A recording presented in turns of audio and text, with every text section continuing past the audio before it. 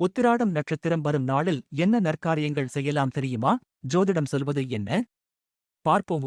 ஹஸ்ட்ரோ தமிழ் வியாசா ஸ்ரீயன் வணக்கம்.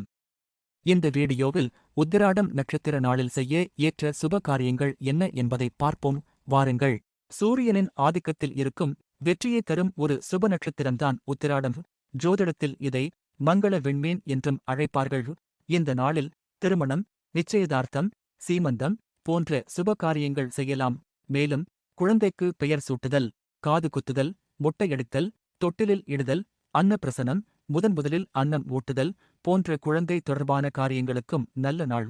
குழந்தைகளை பள்ளியில் சேர்த்தல் மற்றும் நாட்டிய அரங்கேற்றம் போன்ற கலை முயற்சிகளை தொடங்கவும் ஏற்றது.